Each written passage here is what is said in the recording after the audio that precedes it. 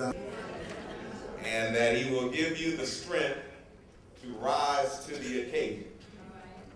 I can't begin to tell you how delighted I am to be back in my hometown for just a few moments to join the chorus of those who have assembled to sing the praises of Sally B. Howard.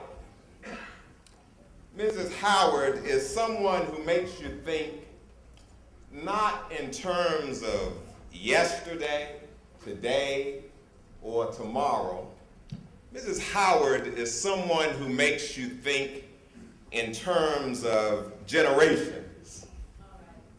You see, I've lived long enough to realize that politicians, entertainers, educators, and the list goes on and on, all have their few fleeting moments on the stage when their light shines the brightest.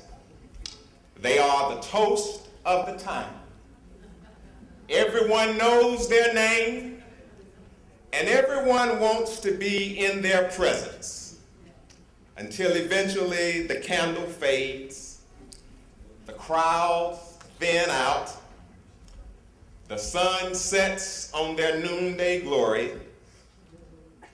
and time passes on. Sic transit gloria mundi. Thus passes the glory of this world. But I have always believed, however, that if you truly want to measure the significance of a life, you have to think in terms of generations.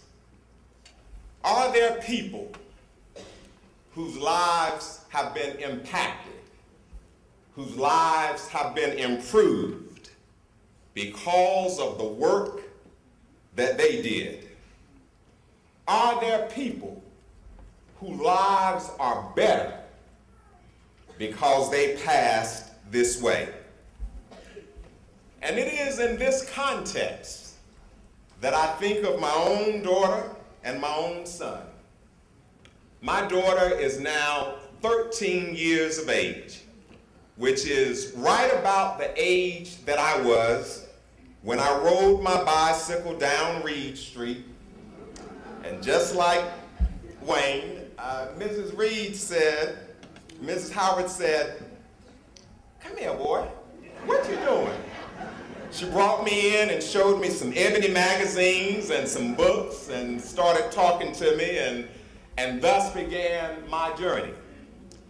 My son is about 17 years of age, which is right about the age that I was when I left her direct oversight and supervision, made my way down Interstate 85 to North Carolina A&T to find out if all of those lessons, all of those conversations, all of those words of encouragement would do me any good in the real world.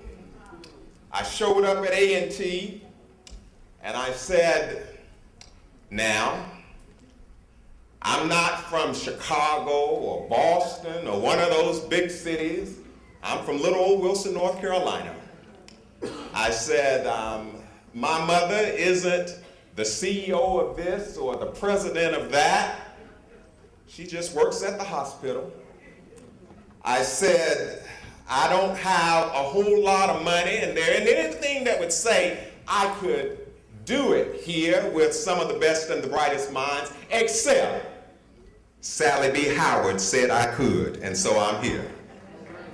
Put simply, Mrs. Howard made an investment in me, and it is not for me to determine if she received an appropriate return on her investment of her time, her energy, and her intellect, but I do know this: my son and my daughter are direct beneficiaries of the investment that Mrs. Howard made in me, because I try to instill in them the sense of heritage, the sense of culture, the sense of somebodyness that Mrs. Howard instilled in me. And so they are intergenerational beneficiaries of the legacy of Mrs. Howard. So some of you may know that I am a bit of a movie buff, and several years ago, I found myself watching one of my favorite movies, Troy. It's an epic adventure story about the battle for the city of Troy. And the movie closes with a line that I think is fitting as I close my remarks here. At the end of the film, after all of the battles have been fought and everything has taken place, Odysseus, one of the main characters in the film, says, and I'm paraphrasing, "If they ever tell my story, say that I walked with giants. Men rise and fall like the winter wheat, but some names will never die. Some names will never fail and never fade. Let them say that I lived in the time of Hector.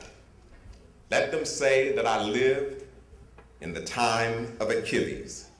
And I say to you this evening, if when all is said and done, anybody finds it fitting to tell Barry Ray's story, tell them not what degrees I earned, tell them not what titles I held, tell them not what position I rose to in the corporate setting.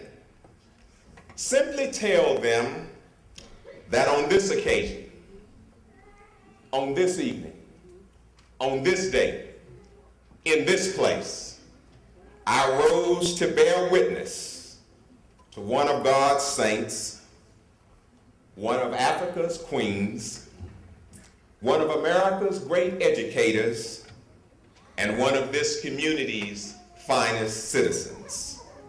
Tell them simply, I lived in the time of Sally B. Howard, and that will be sufficient to explain my story.